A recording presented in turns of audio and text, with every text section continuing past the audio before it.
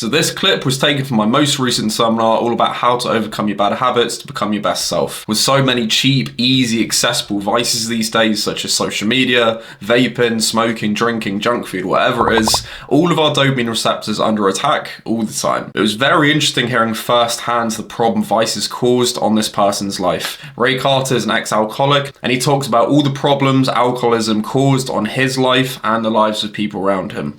Hope you enjoy it. Why it's very, very important to stay on top of stuff, have as many good habits as possible, eliminate as many bad habits as possible.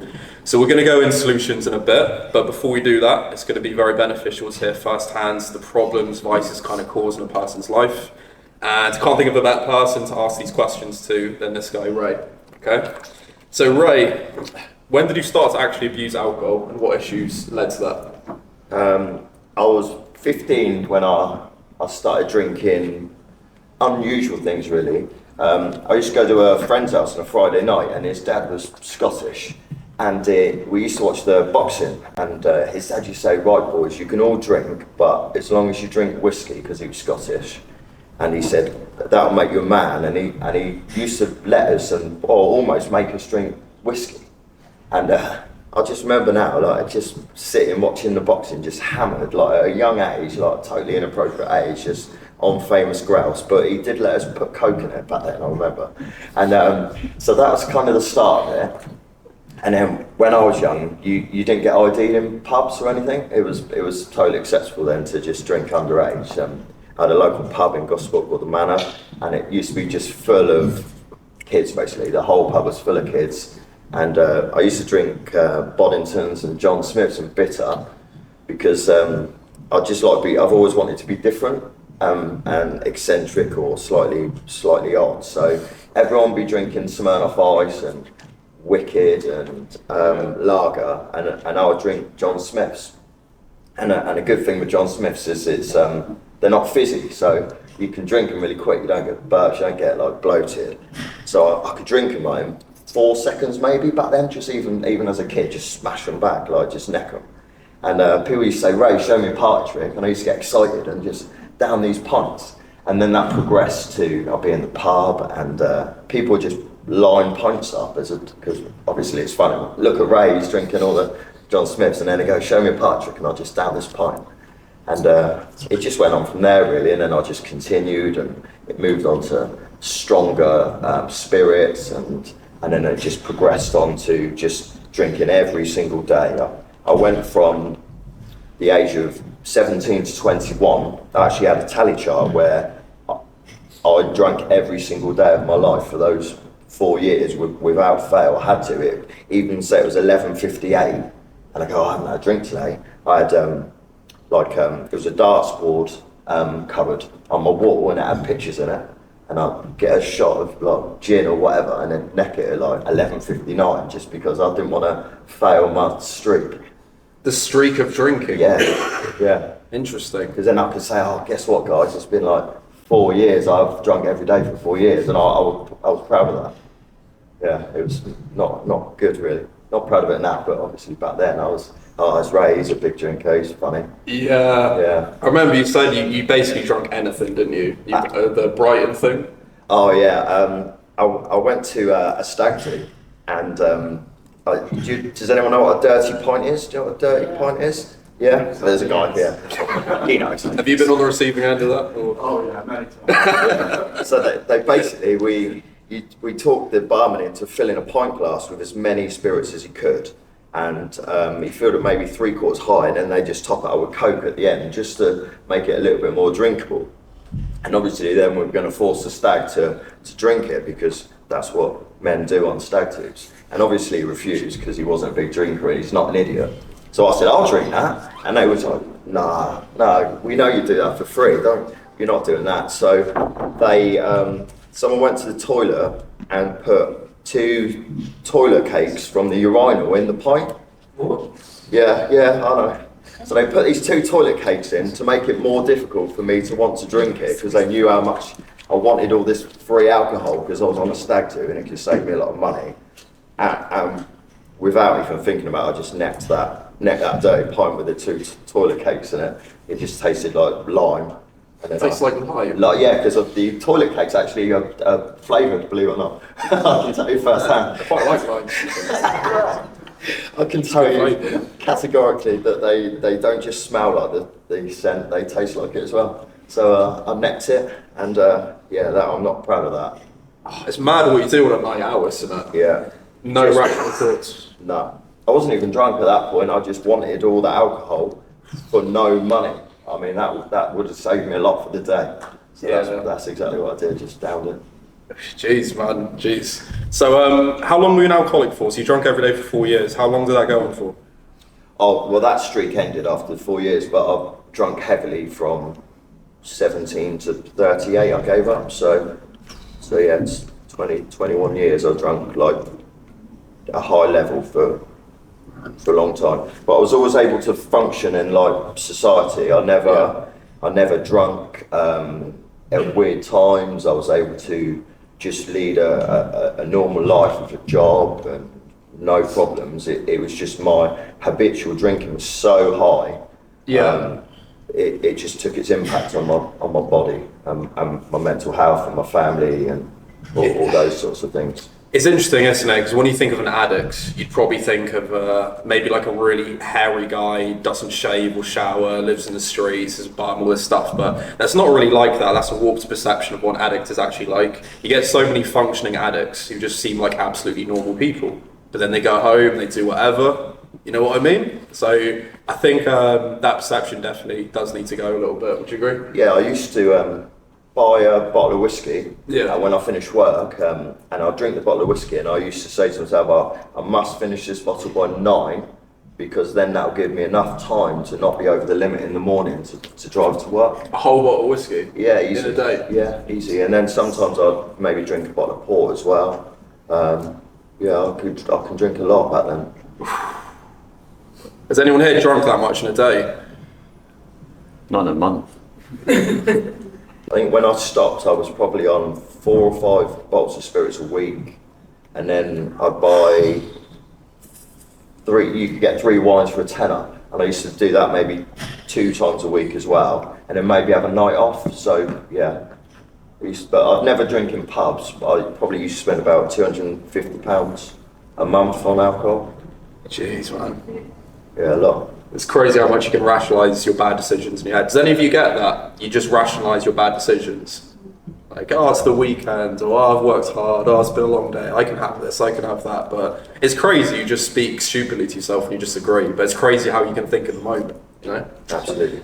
All right, this is going to be interesting. What was your very lowest point as a drinker? I would say, there's been a few obviously, but I remember coming home from a night out, and I was living at home at the time, and I remember back then I used to get stomach ulcers, and I'd be coughing up a lot of blood a lot.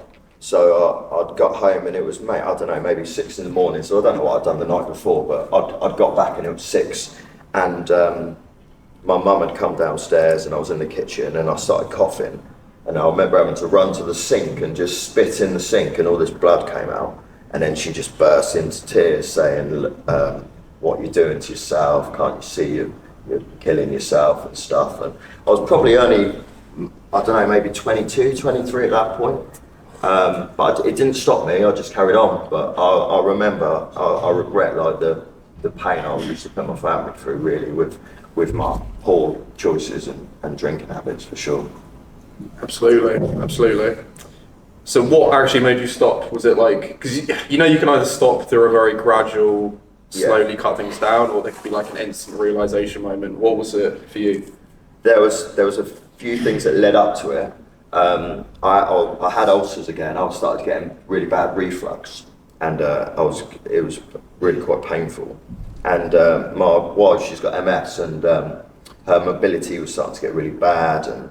And I remember thinking to myself, I need to be better at looking after her, because if I'm drunk and she falls over or can't get up the stairs, I need to be better to help her. I got a job, I work in a prison, it's quite stressful, so I was drinking a lot at that time. And I was in the centre office, like there's a manager's office, and there's they have Alcoholics Anonymous sessions back then. It's probably like just prior to lockdown. So Paul Walsh, he's a footballer, he used to go in and volunteer and do it. And there was a Bible there, it's an Alcoholics Anonymous Bible, I don't know if anyone's ever seen it. And I remember picking it up and I took it home and I started reading it. And I got maybe 30 pages in, which was a lot for me anyway, because I don't read, I haven't got the attention span to read. And I don't know why I did it, but I read it. I didn't like it because it was religious, I'm not religious. But then I thought, is this some kind of epiphany? Do I need to, why have I done this? So then I started watching YouTube videos on sobriety and alcohol and the negative impacts of alcohol. And then I thought, oh, do you know what? Maybe I need to think about this now. And actually on my wife Casey's birthday, I was drunk. She couldn't get up the stairs because she was drunk. And on that day I decided not to drink anymore. So I stopped on her birthday. That makes sense, man. That was it at home for sure. Yeah.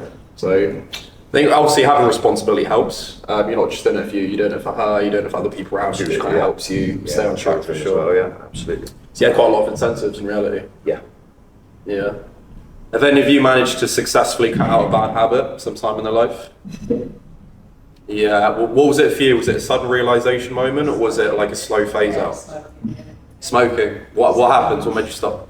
Well, I've got COPD, I've got heart failure, type 2 diabetes. Yeah. Given all that news in a matter of a week. Yeah, it was a week. And How was it stopping? Was it hard? I stopped on 16th of October 2016. Amazing. Yes. Amazing. Same. Just never, not even a little bit since then. Nothing. Fantastic. I will admit, we had a place in Spain, and when I used to go out there, sometimes I used to like sit and read a book outside, and I'd like a cigarette then, but that's the only time I missed it. Other than that, I've not missed it at all. My husband still smokes.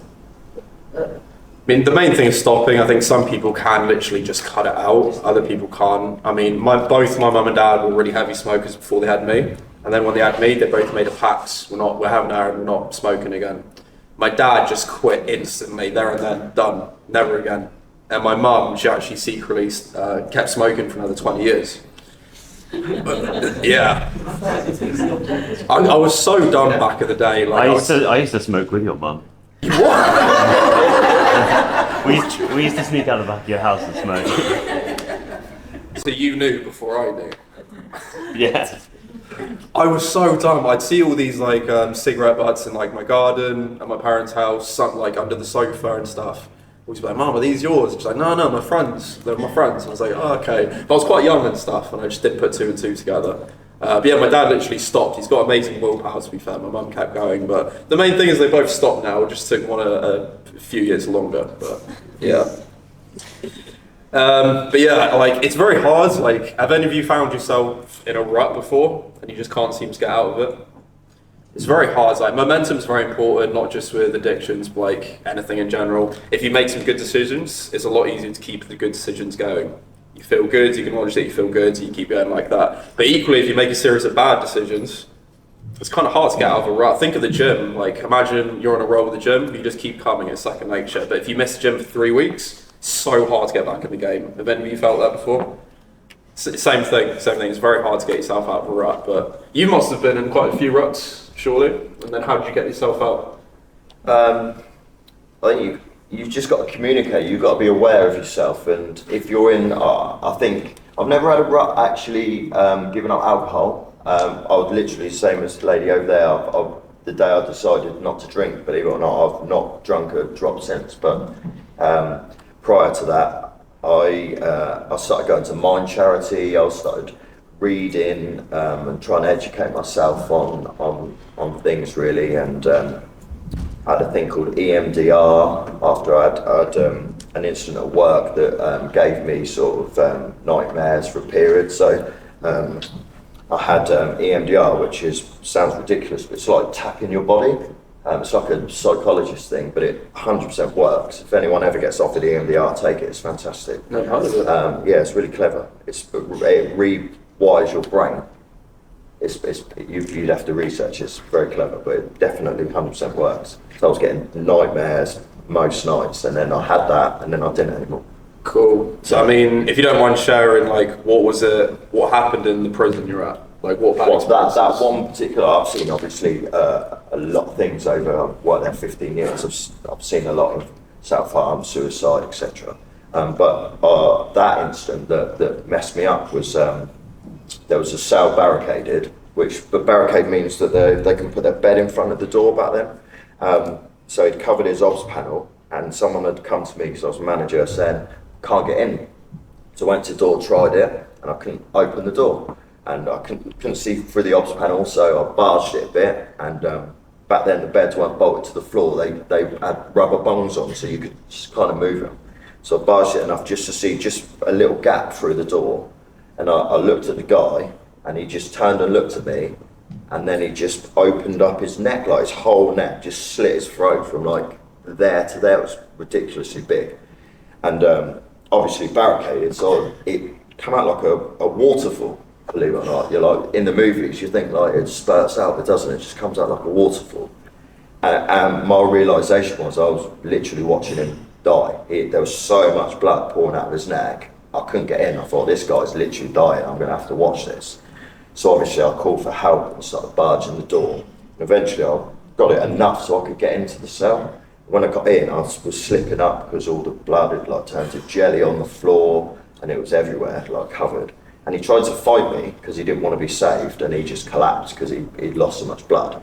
And long story short, we sort of pushed the door through, got help, and we managed to sort of hold the bandages and jumpers, towels, whatever we could on his neck. And I had his legs up in the air trying to get the blood sorted and stuff. And I remember the paramedics saying, how long is this ambulance? And they said it's going to be 8 minutes, and they said that's not enough. He actually didn't die. He got to hospital, and he's alive, and he still comes in at that prison now. He kind of uses it against me. He tries to. It's not very pleasant, but he's like, oh, imagine what about that great moment we had, almost like, yeah, tries to get me to get him a job. Is like emotional kind of blackmail and stuff.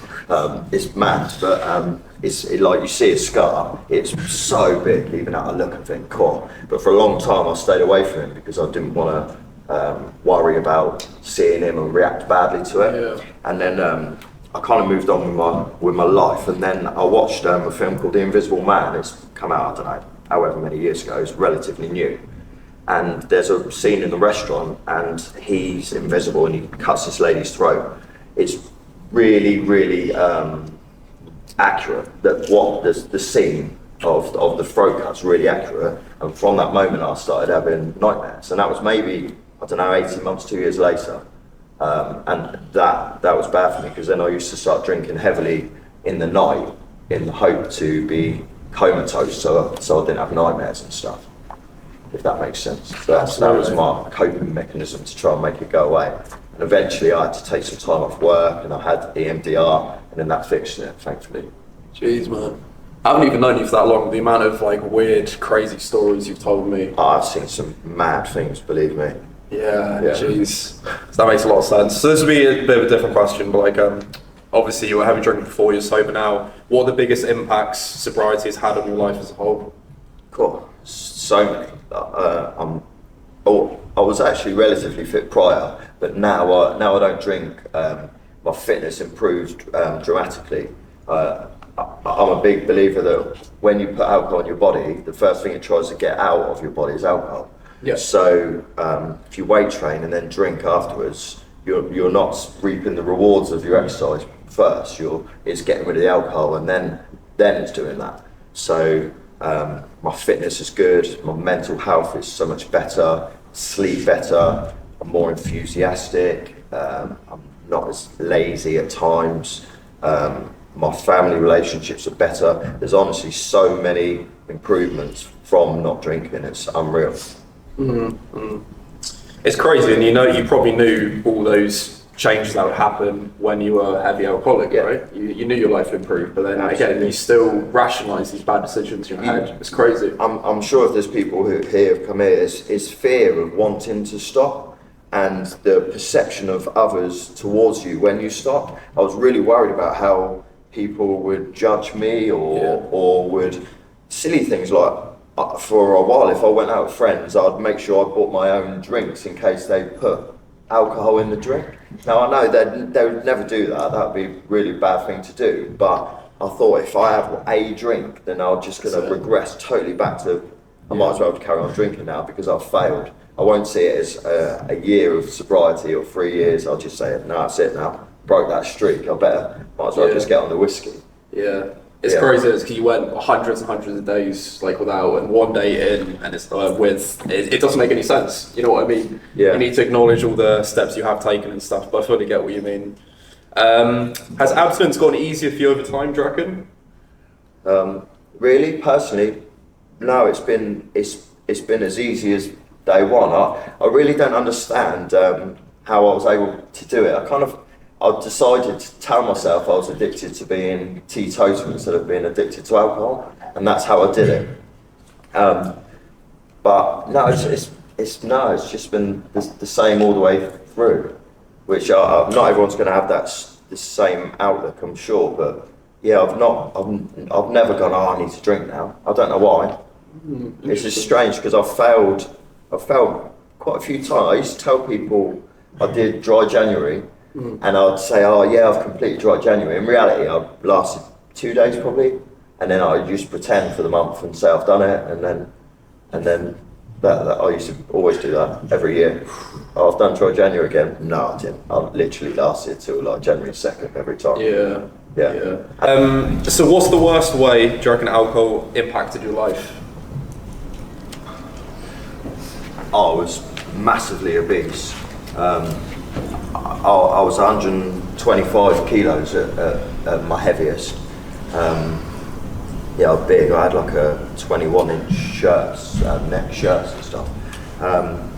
So my health from that, like even now, I've lost a lot of weight, but I've got a lot of loose, excess skin. So that impacted a lot. My children now, my daughter's 18, she probably won't mind me saying, I'll ask her afterwards, but she's at the age now, she drinks. And she almost uses it as to say, oh, you were like it, Dad. So I try and say, come on, let's not do what Dad did. Yeah. And when she's drunk, she said, oh, Dad, I wish you was better as a parent when I was younger, which is emotionally it's difficult, but she's 100% correct. Like I was a very selfish parent really. Like I'm still selfish now, I try not to be, but I have really bad issues with hyper focus, and if it's not that, then I'm not really interested. And yeah, growing up, I was not great to much. I used to let them, I'd say, cook your own dinner because you got to learn. In reality, it's just because I just can't be bothered and stuff.